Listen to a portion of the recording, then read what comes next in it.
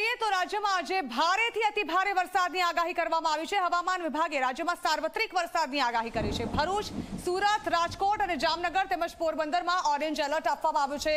જૂનાગઢ, અમરેલી, મોરબી, દ્વારકા, ગીર સોમનાથમાં orange alert અપાયું છે।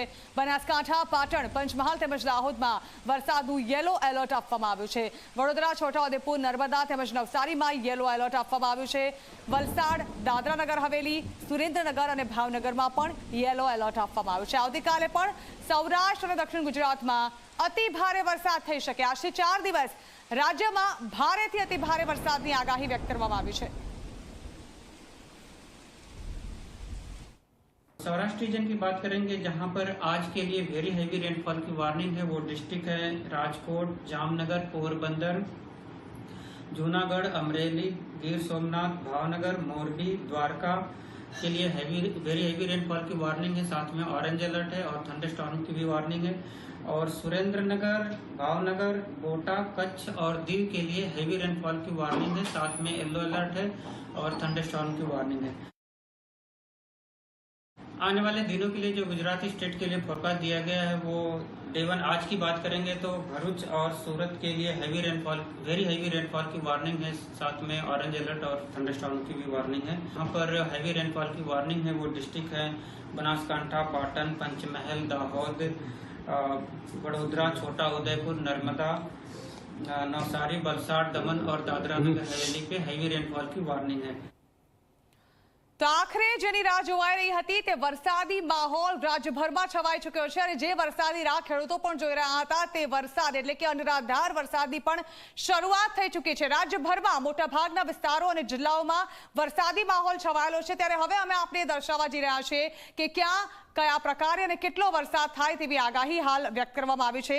જ્યાં એક તરફ સૌરાષ્ટ્રભરમાં વરસાદી માહોલ છવાવાની શક્યતાઓ છે, ત્યાં બીજી તરફ હવે મધ્ય ગુજરાત અને સાથે જ उत्तर गुजरात में वरसादी माहौल की शक्यताओं है। आपने बतावी दीए पोरबंदर और जूनागढ़ में वरसादी माहौल छवाशे। साथ ही गिर सोमनाथ एटले के आखो ज्यां सौराष्ट्रनो पट्टो है त्यां मोटा भागना विस्तारों में वरसादी माहौल और भारेथी अति भारे वरसाद अहीं वरसे तेवी शक्यताओं व्यक्त करवामां आवी छे।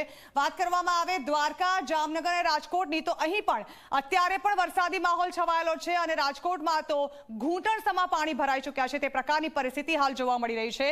एटले के आखा सौराष्ट्र पट्टामां वरसादी माहौल छवाय तेवी शक्यताओं। अमरेली और भावनगर में पण कंईक आवी ज परिस्थिति रहेवानी शक्यता व्यक्त करवामां आवी छे हवामान विभाग द्वारा।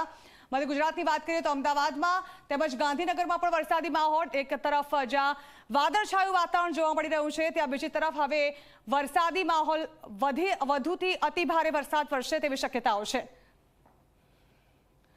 तो आज अंगे વધુ વાત કરવા માટે અમારા સહયોગી દીક્ષિતા અમારી સાથે જોડાઈ રહ્યા છે। ન્યૂઝ રૂમથી તેમની સાથે વાત કરીશું અને જાણવાની કોશિશ કરીએ કે આખરે રાજ્યભરમાં કેવો વરસાદી માહોલ રહેવાની શક્યતાઓ છે। દીક્ષિતા, વિંડીના માધ્યમથી જાણવા માંગીશું કે રાજ્યમાં કેવો વરસાદી માહોલ છવાયેલો રહેશે। બિલકુલથી ઝરણા, ચોમાસાની જમાવટ જામી છે કારણ કે વરસાદ તમામ જગ્યાઓ પર છે। અમુક જે તાલુકાઓ છે ને જિલ્લાઓને છોડીને આવનારા 4 દિવસમાં શું પરિસ્થિતિ રહેશે તો ભારેથી અતિ ભારે વરસાદની આગાહી કરવામાં આવી છે। આ સાથે ઓરેન્જ એલર્ટ પણ આપવામાં આવ્યું છે। જે સિસ્ટમ સક્રિય થઈ છે જે દરિયા કિનારાની વચ્ચે અને ત્યારબાદ હવે સૌરાષ્ટ્ર તરફ એ સિસ્ટમ છે તે આગળ વધી રહી છે। વિંડીના માધ્યમથી આપણે સમજીશું। આપ જુઓ આ દરિયા કિનારાનો જે વિસ્તાર છે આખો અને આ દરિયા કિનારાના વિસ્તારની અંદર આખી આ જે સિસ્ટમ સક્રિય થઈ છે સિસ્ટમ ધીરે ધીરે સૌરાષ્ટ્ર તરફ આગળ વધી રહી છે। એટલે સૌરાષ્ટ્રના જે તમામ વિસ્તારો છે અને ખાસ કરીને દ્વારકા છે, જામનગર છે, જૂનાગढ़ છે, ઉના છે, ભાવનગર છે, થાન છે, આ જે તમામ વિસ્તારો છે ત્યાં વરસાદનું જોર સૌથી વધારે રહેવાની હવામાન વિભાગ તરફથી આગાહી કરવામાં આવી છે। ઓરેન્જ એલર્ટ અહીંયા આપવામાં આવ્યું છે સૌરાષ્ટ્રમાં। સાથે સાથે ઉત્તર તરફના જે વિસ્તારો છે એટલે કે ઉત્તર ગુજરાત તરફ પણ ઓરેન્જ એલર્ટ આપવામાં આવ્યું છે। ઓરેન્જ એલર્ટ એ પણ આપણે સમજીશું કે શું છે તો ઓરેન્જ એલર્ટ એટલે મિની વાવાઝોડાની પરિસ્થિતિ સર્જાય। આ સાથે અતિ ભારે વરસાદ, ભારે પવનની સાથે વીજળીના કડાકા ભડાકા સાથે આજે આખા વિસ્તારો છે એટલે કે સૌરાષ્ટ્રનો જે વિસ્તાર છે આ જે વિસ્તારો છે ત્યાં ભારે વરસાદની શક્યતાઓ સાથે સાથે દરિયા કિનારાનો વિસ્તાર છે એટલે ભારે પવન પણ રહેશે।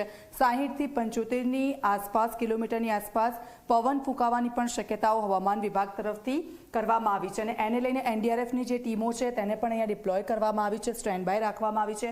થોડા આગળ વધીએ છીએ. અમરેલીનો આ વિસ્તાર છે. અમરેલીમાં ભારે વરસાદની શક્યતાઓ હવામાન વિભાગ તરફથી વ્યક્ત કરવામાં આવી છે.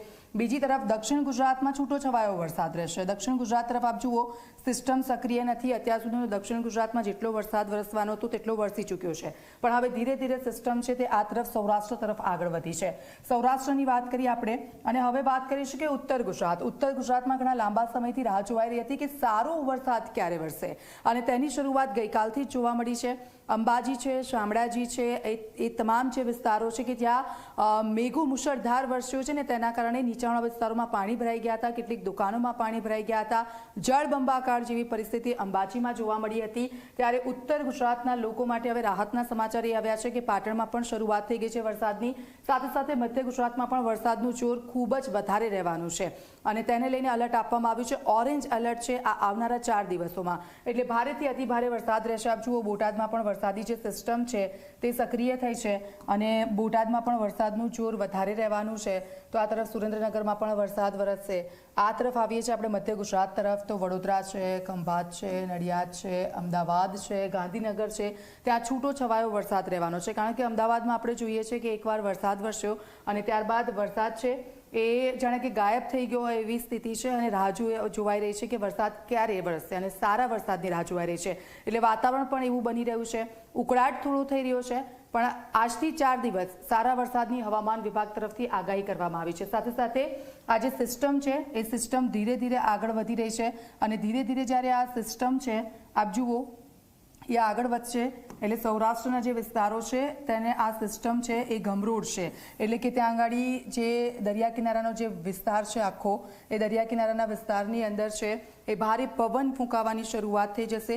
સાથે સાથે જે મિની વાવાઝોડા જેવી પરિસ્થિતિ સર્જાય છે એ પ્રકારની પરિસ્થિતિ અહીંયા જોવા મળશે. લોકોની સૂચનાઓ પણ આપી દેવામાં આવી છે કે મહેરબાની કરીને જ્યારે પવન ફૂંકાવાની શરૂઆત હોય ત્યારે ઘરની અંદર રહેવા માટેની સૂચનાઓ આપવામાં આવી છે. વિંડીમાં કંઈક આવી જ પરિસ્થિતિ દર્શાવવામાં આવી રહી છે. દીક્ષિતાજી, જી આભાર દીક્ષિતા. તો એક તરફ જ્યાં રાજ્યમાં વરસાદી માહોલ છવાઈ ગયો છે ત્યારે આવનારા દિવસોમાં હજુ પણ વરસાદી માહોલ ભારેથી અતિ ભારે સૌરાષ્ટ્રભરમાં છવાય તેવી શક્યતાઓ છે.